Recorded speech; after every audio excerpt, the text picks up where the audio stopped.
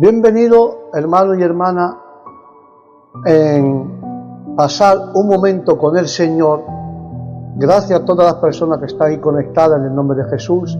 Y hoy vamos a pasar un momento con el Señor y vamos a hablar del tabernáculo. La primera vez que vamos a hablar del tabernáculo, hemos visto los órdenes que hay en el tabernáculo. Hemos visto, con la voluntad del Señor, el campamento y el orden del total. Y hoy vamos a mirar con la voluntad de Dios, vamos a mirar ahora la segunda parte, que ahora vamos a hablar de los deberes de los levitas sobre el tabernáculo. Aleluya. Y ahí podemos ver que los deberes de los levitas sobre el tabernáculo tienen la responsabilidad, y todos son responsables, todas las tribus son responsables, hasta la tribu de Leví, en el lugar que les correspondía entre las demás tribus durante el momento de marcha. Por eso que el libro de Números, los libros de Primera de Samuel y Segunda de Samuel, nos habla el orden de las tribus durante el momento de marcha. Aleluya. Y dice la palabra en Número 1, capítulo 1, versículo 50 a 51, dice y explica la palabra que debe ponerlo a servicio de la santa morada a los levitas para que cuide de todo lo que hay dentro de este lugar santo, y se encargará de transportar la morada con todo su mobiliario y acampará a su alrededor y estará permanente en su servicio. Y además que de las tribus de Leví, ahí podemos ver, hermanos míos, que demostraban la santa morada cuando el pueblo se ponía en marcha, cuando se detenga la montada y la montará de nuevo. Cuando se detenía el sitio que Dios había cogido, ellos tenían que desmontarla y montarla de nuevo, el tabernáculo, y toda la persona que se acerque a la morada sin ser de la tribu de Leví morirá. Toda persona de otra tribu que se acercaba, que no era de los levitas, moriría si se acercaba de la morada, del tabernáculo. Aleluya. Aquí, hermanos míos, se toma cuidado en distinguir la tribu de Leví en el asunto del becerro de oro que se había distinguido, porque los servicios singular será recompensado con honores singular. Así fue un honor para los levitas que se le confiaba el cuidado del tabernáculo y su tesoro, tanto en su campamento como en su marcha. Por eso que esto fue un honor de las cosas santas que nadie debería verla ni tocarla, excepto aquellos que fueron llamados por Dios para el servicio. Aleluya. Ahí vemos que todos son ineptos, indignos de tener comunión con el Dios verdadero, hasta que somos llamados por su gracia a la comunión con su Hijo Jesucristo. Su Hijo Jesucristo, que es nuestro Señor, y así siendo la descendencia espiritual de ese gran sumo sacerdote, nos convertimos en sacerdote para nuestro Dios en el nombre de Jesús. Y ahí vemos que se debe tener un gran cuidado para prevenir, hermanos míos, del pecado, porque prevenir el pecado es prevenir la ira. Siendo una tribu santa, no se le contaba entre los demás israelitas. Lo que sirve en las cosas santas no debe enderezarse, mudarse, ni ser enredado en el asunto mundano del mundo. Y que todo creyente busque hacer lo que el Señor le ha ordenado. Te digo algo. Aquí hay muchos hablo por los siervos, por los cristianos que están convertidos, que siguen a Dios, que son santos. No tenemos, hermanos míos, de mezclar lo que es el trabajo de Dios con los asuntos de las cosas del mundo. No, todo creyente tiene que buscar y hacer lo que el Señor le ha ordenado en el nombre de Jesús. Si te toca a ti de visitar a un hermano, una hermana, corra a hacerlo. Si te toca a ti de orar por un enfermo, hazlo. Lo que el Señor nos ha ordenado en nuestra vida para ayudar, para orar por los enfermos. Yo que sé lo que Dios te pone. Tienes que hacerlo, lo que Dios te ha puesto que haga. Tú trabajas como yo al servicio del Señor. Hay que trabajar por medio de la alabanza, hay que trabaja buscando la predicación de mañana, otro trabaja para ayudar a los que están caídos en la iglesia. Cada uno tenemos un trabajo, un deber a nuestro Señor. Aleluya. Por eso que también el libro de Números, siempre capítulo 3 a 8, habla de esto, que se reúne a los de la tribu de Leví para que se ponga al servicio de sacerdote Aarón y del pueblo que va a cuidar la tienda del encuentro y todos los utensilios que hay en ella. Y entre todo el pueblo de Israel, solamente Aarón y su descendiente serán sacerdotes, y el resto de los descendientes de la tribu de Leví estaría a su servicio. Cualquiera que tome el lugar de un sacerdote no sea descendiente de Aarón morirá. Esto habla la palabra, porque había mucho trabajo relacionado con el oficio de los sacerdotes, y ahora solo estaba Aarón y sus 2 hijos para hacerlo. Pero Dios designa a los levitas para que lo asiste, para que lo ayude. Aquello quien Dios le encuentra trabajo, también le encuentra ayuda, porque el pastor no puede hacerlo todo en la iglesia. Ver los enfermos, un hermano que no viene a la iglesia, un hermano que se ha perdido, un hermano que se ha apartado. Los cristianos verdaderos están al servicio del pastor y de Dios. Si el pastor dice, yo no puedo ir ahí por tu mentano sotano, correrme un café a fulano y llamarlo, traerlo al culto, tenemos como los levitas, tenemos que asistir y trabajar para Dios y para encontrar ayuda para la iglesia y trabajar afuera de la iglesia. El pastor se va de un lado, los hermanos de otro, las hermanas del otro, para ver la gente que están heridos, que están caídos del camino, la gente que están desanimados. El trabajo es de todos. El pastor no puede hacer nada solo, hermano mío. Por eso que dice que Dios le encuentra trabajo, también le encuentra ayuda, porque los levitas fueron tomados en lugar de los primogénitos cuando aquel que no creó nos salvó. ¿Y cómo se salvó a los primogénitos de Israel? Quedando bajo las mayores obligaciones de servirle fielamente. El derecho de Dios sobre nosotros por redención confirma el derecho que tiene sobre nosotros por creación. Aleluya.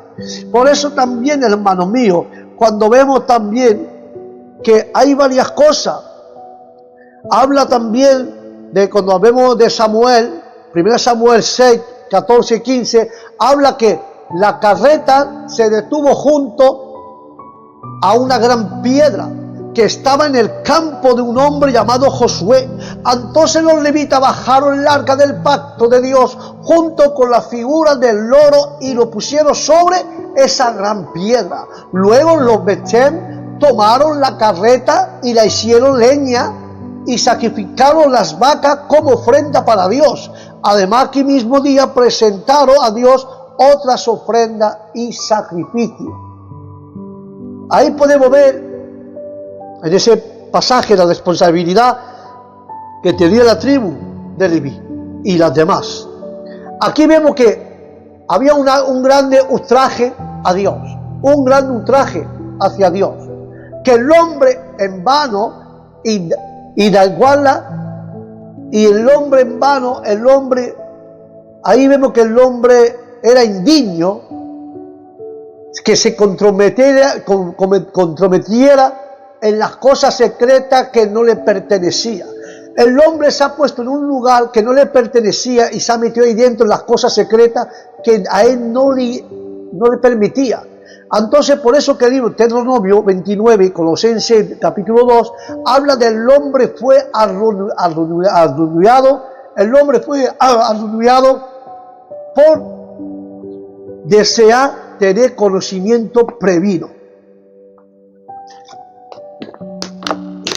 Colosenses 2:18 habla de un hombre que está arruinado. ¿Por qué? Porque él deseaba conocimiento previo y Dios no permite que su arca sea profanada. No os engañéis, Dios no se deja burlar. Aquello que no teme su bondad y no usa con reverencia los signos de su gracia, sentirán en ellos mismos y va a sentir su justicia, porque el número de los heridos se expresa de manera inusual. En Elohim y probable que signifique más o menos a 1710, que deseaban deshacerse del arca. Pero los hombres insensatos corren de un extremo a otro. Bien, ahora debería haber preguntando más bien cómo podemos tener paz con Dios y recuperar su favor. El libro de Miqueas 6:6 y 6:7 habla que así que cuando la palabra de Dios obra con terror en la conciencia de los pecadores, en lugar de asumir la culpa y la vergüenza para sí mismo, discute con las palabras y las rechaza. Mucho sofoca sus convicciones y se aleja la salvación de ellos. Por eso que cuando David cruzó con toda su gente el arroyo de Cedrón y comenzaron a subir por el monte de los olivos, camino del desierto, todo ello iba llorando, descalzo y con la cabeza cubierta. Llegó entonces el sacerdote Sadoc, acompañado de los levitas, que le llevaba el arca del pacto de Dios, y colocaron el arca junto a la abierta hasta que todo el pueblo salió de la ciudad. Pero el rey dijo a Sadoc: llevad el arca de la huerta a la ciudad. Si Dios tiene compasión de mí, volveré a ver su arca. Eso era el deber de saberlo. Eres profeta, pero si no así, que sea lo que Dios quiera. Tú y tus hijos a Jimá podréis regresar a Jerusalén en paz. Cuando con Abiatar en su hijo Jonatán, en cuanto a mí, estaré en el desierto hasta que me hagan llegar alguna noticia. Entonces Sadoc, Abiatar y los levitas que llevaban el arca de Dios regresaron a Jerusalén y se quedaron allí. Aleluya. Por eso, hermanos míos, que David tenía mucho cuidado con la seguridad del arca. Es correcto, hermanos míos, de estar más preocupado por la prosperidad de la iglesia que la muestra preferir, que nuestro perfil, el éxito del evangelio por encima de nuestras propias riquezas y crédito. Tenemos que tener la tranquilidad y la seguridad de Dios. Podemos observar que con qué satisfacción y sumisión David habla de la disposición divina. Es nuestro interés, así como nuestro deber, consentir alegremente en la voluntad de Dios lo que nos pasa, lo que va a suceder, que vamos a ver la mano de Dios en todos los elementos. Y para que no tengamos miedo de lo que será, vemos ahora todos los elementos en las manos de Dios. El pecado de David estuvo siempre delante de él, porque el Salmo 51, versículo 3, pero nunca tan claro ni tan negro como ahora. Nunca lloró así cuando Isaúl lo casó, pero una conciencia herida hace que los problemas sean pesados en el nombre de Jesús de Nazaret. Aleluya. Amén y amén.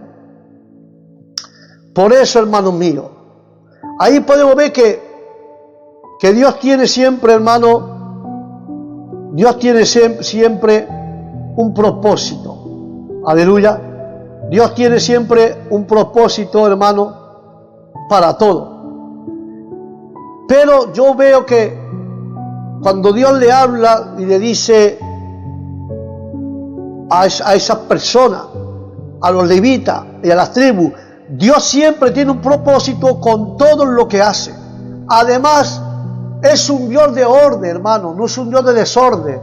Y cuando describe la responsabilidad de su pueblo, lo hace con el orden correspondiente, lo cual habla de su relación con su pueblo, tanto cuando marchaba que cuando acampaba, porque todo el pueblo conocía su responsabilidad y su lugar dentro del campamento. Cuando marchaba en la conformidad con el orden divino, Dios prospera y prosperaba en todos sus caminos y todo le salía bien. Esto era solo cuando desobedecía a Dios y salía fuera de su perfecta voluntad y que sufría grande derrota. Cuando salimos de la perfecta voluntad de Dios, vamos a sufrir grandes derrotas. Y qué maravillosa es la lección que podemos tener para la iglesia. Podemos imaginar ahí sentado y muchas personas, más de 100 personas, ancianos, adultos, jóvenes, niños, muchas personas generosos que sabían exactamente lo que estaba colocado, que tenía que colocar, cada cosa en un orden, abrir tienda en lugar exacto y todo un ritmo marcado en un tiempo indicado. No era donde, cuándo y cómo el hombre quería, sino todo a la manera de Dios el soberano, en el nombre de Jesús de Nazaret. Todo estaba debajo su orden y todo estaba hecho conforme el orden de Jehová y no como los órdenes del hombre. La iglesia no es el hombre que la lleva, el orden de la iglesia es Dios que la lleva. Por desgracia, cuando el hombre que le lleva a la iglesia por sí mismo fracasa, viene grande derrota, pero cuando es Dios que dirige a la iglesia con orden, hay bendición en la iglesia. Aleluya. Porque Dios marcó el tiempo indicado, porque Él es soberano, hermanos míos. Por eso que aquel pueblo era como un solo cuerpo, y esto sucedió por un espacio aproximadamente de 40 años en el desierto. Los guerreros de cada tribu rodeaban el tabernáculo, excepción la tribu de Levita. Además estaba acercándose y cercado de los adoradores y trabajadores de la tribu de Leví, que servía y cuidaba el santuario. Estaba también Moisés, Aarón con sus hijos para llevar a cabo el trabajo sacerdotal. Pero en el momento de acampar, se coloca primero la tribu del oriente, le seguía la del sur, luego el tabernáculo con los campamentos de los levitas, después del occidente y por último la del norte. Así encerraba aquella grandiosa obra que quedaba en el mismo centro. No se describe en el evento que los elementos corresponden en cada una de las tribus. El enfoque era mayormente hacia la tribu sacerdotal y sus relaciones con la obra del tabernáculo. No obstante, es importante que estudies todo lo relacionado con estas 12 tribus, que si se fija en el pectoral del sumo sacerdote, llevaba en cada una de ellas sobre su corazón, y cada nombre tenía el significado especial, guiño descuadrinal, pero además su colocación en la marcha y alrededor del tabernáculo tenía su significado, y su posición dependía de su labor de cada día y de cada desempeñaría. Aleluya. Podemos ver el orden, hermanos míos, de la marcha del pueblo de Jehová. Podemos ver el orden, hermanos. Podemos ver aquí la marcha del pueblo debajo de cada familia levita, y estaban también los muebles, los enseres, lo que tenía que transportar durante la marcha. Judá, Isaacar, Zabulón y Jepsón. Ellos tenían las tiendas, las cubiertas, las cortinas del tabernáculo, de la reunión, las cortinas del atrio y las cuerdas. Aleo tenía Mesarín, ellos tenían las tablas del tabernáculo, sus barras, sus columnas, sus bases, sus eseres, las columnas del alrededor del atrio, su basa, su estaca y sus cuerdas. Alego la tribu de Rubén, de Simeón, de Gad y de Joat. Ellos tenían el arca, la mesa de los panes, el candelario, los altares, los utensilios de santuario y el velo. Alego por final, Eliezer tenía el aceite para alumbrar el candelero, el incienso aromático, la ofrenda, el aceite y también el aceite de la unción, y detrás de ellos había Efraín, Manasés, Benjamín, Dan, Aser y Neftalí. Para despertar nuestra mente el deseo, yo quiero que despertar otra mente para desear estudiar el tabernáculo, que es bonito. Más sobre este tema solo se describe la tribu de Judá porque era lo que dirigía aquella posesión, tanto cuando marchaba, cuando se preparaba para la batalla. Era la tribu de Judá la que quedaba directamente frente a la puerta del tabernáculo y detrás del sacerdote, porque quiso Dios colocar de primero en todo, siendo Judá en cuarto de los hijos de Jacob, en lugar de Rubén, que era el primigénito. Podemos ver esto en la vida de Judá, podemos notar ciertas cualidades de lo que separa a los demás hermanos y a Rubén. Se opusieron a la muerte de José, además se hizo responsable por sus hermanos menor Benjamín, y adelante de José en Egipto fue el portavoz de sus hermanos y el intercesor. Habló con Jacob su padre para allanar el camino hasta Gosén. Amaba mucho a su padre y se preocupaba por él.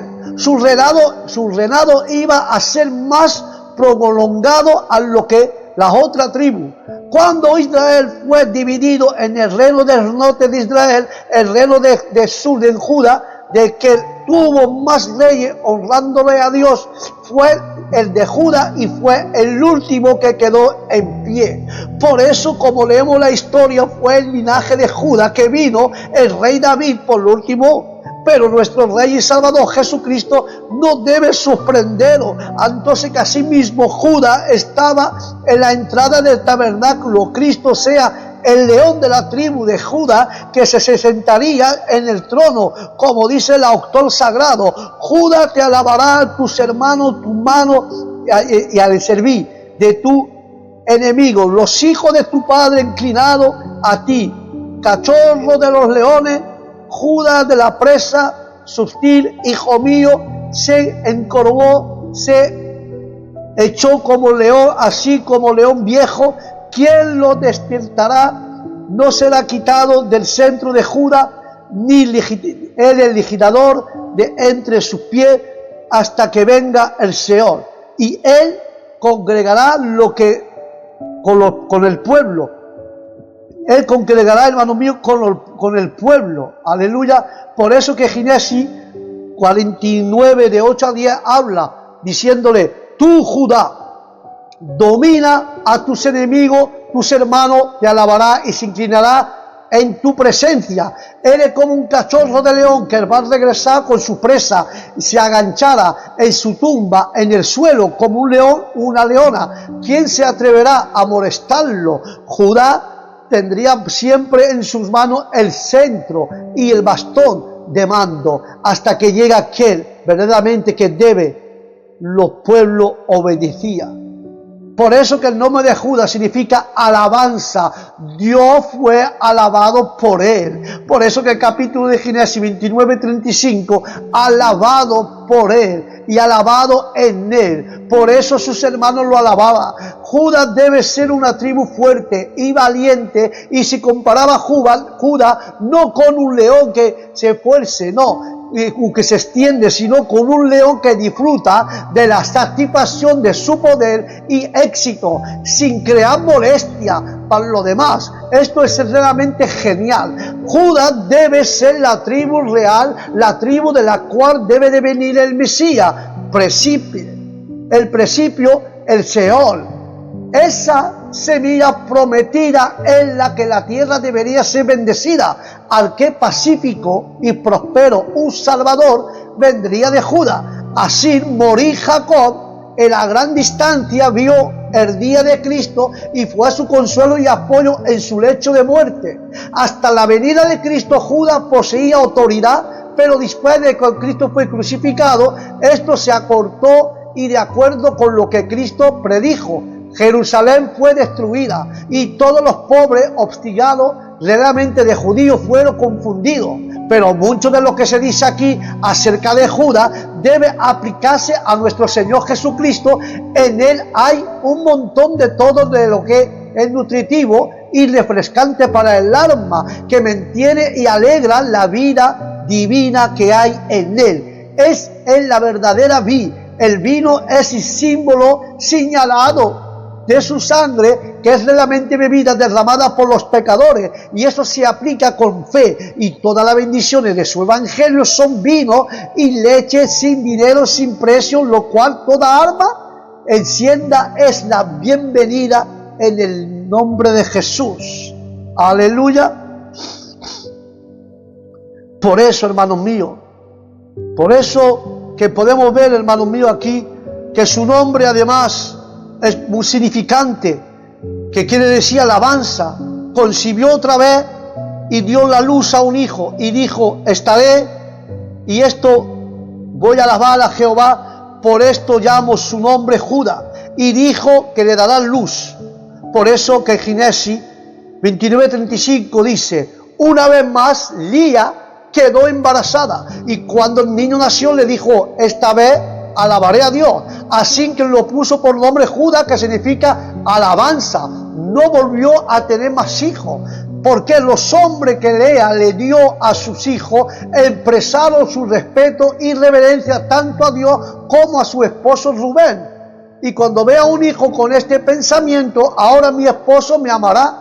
Y Leví se unió esperando ahora, mi esposo se unirá a mí. El afecto mutual es tanto el deber como la comunidad de la relación matrimonial, y los compañeros del yugo deben estudiar para recomendarse uno a los otros. Por eso que 1 de Corintios capítulo 7, 33 y 34 habla afortunadamente que reconocen la amable providencia de Dios, la escuchará cualquiera cosa que nos apoye y nos consuele bajo las aflicciones, tienda de nuestra liberación de ella. Dios debe ser su dueño. A sus cuartos hijos llamó a Judá, lavado, diciendo, ahora alabaré al Señor. Y esto fue el que quien, en cuanto la carne, vino Cristo. Cualquiera que sea el motivo de nuestro regocijo, debería ser el asunto de nuestra acción de gracia, porque los favores frescos debería animarnos a alabar a Dios por los favores interiores. Ahora alabas al Señor más y mejor de lo que tú has hecho. Toda nuestra alabanza debe centrarse en Cristo Jesús, como tanto asunto, hermanos míos, de aquello como el mediador de ellos, y descendió según la carne, de aquel cuyo nombre era alabanza, y nuestra alabanza se formó Cristo en mi corazón, y ahora alabaré a Jehová por los siglos de los siglos. Aleluya. Por eso, hermanos, que podemos concluir que como Judá significa alabanza, era lo primero, hermanos, lo primero a dirigir ese pueblo. Y vamos a concluir con esto, hermanos míos. El libro de Segunda de Crónica 20 dice que el día siguiente se levantaron muy temprano y se prepararon para ir al desierto de Tecón.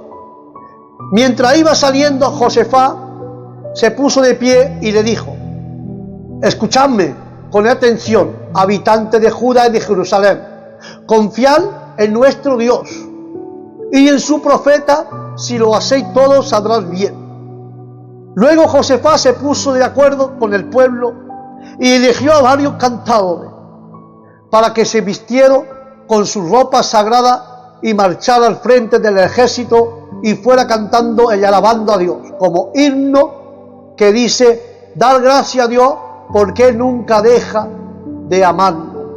Dar gracias a Dios porque nunca Él nos deja de amarnos. Y cuando empezaron a cantar, Dios confundió a los enemigos de Judá. Fue tal la confusión que los amonitas y los moabitas atacaron a los de Ser, hasta que acabaron con todos. Luego los amonitas y los moabitas se pelearon entre ellos y acabaron de matándose los unos con los otros. Ahí podemos ver que Josafat exhortó a su tropa a tener fe firme en Dios, porque la fe inspira a un hombre con verdadero coraje. Ni alguna cosa ayuda más al establecimiento del corazón en tiempo de agitación, de una creencia firme del poder, porque la misericordia y la promesa de Dios, con toda nuestra confianza en el Señor y nuestra alabanza en Él, veamos especialmente su eterna misericordia, así los pecadores a través de Jesucristo. Pero nunca hubo un ejército tan destruido como del enemigo. Así Dios, que a menudo hace que las personas malvadas se destruyan entre sí, y nunca se celebró una victoria con más solamente agradecimiento. Por eso que el libro de los Salmos 100, capítulo 100, versículo 4, habla que a través de las puertas de su templo entra a su patio alabándole, darle gracia y bendecirlo. Por eso el porqué da gracia, el qué y el porqué de dar gracia, que hace de venir a su casa con agradecimiento de alabanza. Entra por su puerta como una acción de gracia, por su atrio con alabanza, alábale, bendícele su nombre. Entra por su puerta con acción de gracia. Ahora el salmista describe al pueblo de Dios en toda la tierra, entrando por la puerta, por el atrio del templo. A medida que el pueblo de Dios se acercaba, debemos hacerlo con acción de gracia y reconocimiento, cuando ha hecho Dios por nosotros. Cuántas cosas Dios nos ha quitado y nos ha sacado de la mano del diablo, cuánto Dios ha hecho cosas por nosotros. Entonces tenemos que entrar por la puerta, entrar por su puerta con acción de gracia, adorarle públicamente a Dios, y cuando venga a la casa de oración agradeceré que tenga tan privilegio, y cuando entre su atrio alábale por los permisos. Esto es enseñanza, esta enseñanza, que hay un acepto especial en la acción de gracia que involucra a todo el pueblo de Dios con el conjunto, y no solo en la oración privada o individual, no, por su atrio con alabanza. Las acciones de gracia y de alabanza se mezclan cuando el pueblo de Dios está agradecido, bendecido en su nombre. Esto, hermano mío, es como si las puertas de la ciudad, los atrios del santuario se abrirá de repente, y toda la tierra fuera llamada a servir a Jehová, a saber que es Dios que establece toda relación. Tanto cada persona que establece una relación con Dios va a estar bajo de ese nuevo pacto. No solo que se abren las puertas de los atrios, sino que incluso el camino hasta el lugar santísimo está abierto para todos. Y voy a concluir con eso, hermano mío. Tenemos, hermano mío, en la batalla, así como nosotros, como ha hecho el pueblo de Leví, así como nosotros tenemos que enfrentarnos con las batallas que hay en nuestra vida. Debemos de hacerlo con alabanza hacia Dios, y así desearemos y nos aseguramos, y Dios nos da una grande victoria sobre lo que pueda haber en nuestra vida. Tenemos que entrar en el atrio con alabanza, con grito de victoria, porque dice la palabra: somos más que vencedores en el nombre de Jesús. Por eso que Dios te invita en esta tarde. Puede haber, te tienes que enfrentar con todos los problemas que pueda haber en tu vida. Tienes que entrar en la batalla de los problemas que hay alrededor de tu vida, y así debemos de hacerlo con alabanza. Si así lo haceremos, nos aseguramos que Dios nos va a dar una grande victoria sobre nuestros problemas, sobre nuestros hijos, en el nombre de Jesús. Amén, amén y amén. Hasta aquí, hermano, pasar un momento con el Señor. Hemos hablado de la segunda parte del tabernáculo, los deberes de los levitas, pero esto sirve para nosotros, los deberes que tenemos en la iglesia. Los que están en el coro tienen que tener su deber en el coro: orar antes de cantar, buscar una alabanza, buscar a Dios, porque yo diré alabanza para la iglesia, no para ellos, para la iglesia. El pastor tiene que también buscar a Dios, ayunar, hacer sus cosas para traer el pan de vida, el pan del cielo, para repartir a la iglesia, para animarla. Cada uno tenemos una función, cada uno tenemos un trabajo hacia Dios. Los hermanicas que dicen: yo no valgo nada más que vengo a escuchar la palabra. Los hermanos que no conoces a Cristo, las hermanas que tú ya no ves más en la iglesia venir, corre y búscala, es tu trabajo. Aleluya. Cada uno tenemos responsabilidades en nuestras iglesias. Amén, como los levitas, cada uno tiene su trabajo en el orden de Dios, como Dios da el orden. Tú para aquí, tú vas a servir para allá, el coro va a servir para esto, el pastor sirve para eso, las ovejas van a servir para esto, en un orden que Dios ha puesto y ha establecido por medio de su palabra. Tenemos que hacer como está escrito en la palabra. Amén. Hasta aquí, hermanico mío, lo que he podido compartir con vosotros sobre los deberes de los levitas. Y si os digo, al próximo programa, pasar un momento con el Señor y compartiremos otra cosa. Que Dios os bendiga, que la paz de Dios esté con todos ustedes. Y si os digo, al próximo programa, bendiciones para todos. Shalom.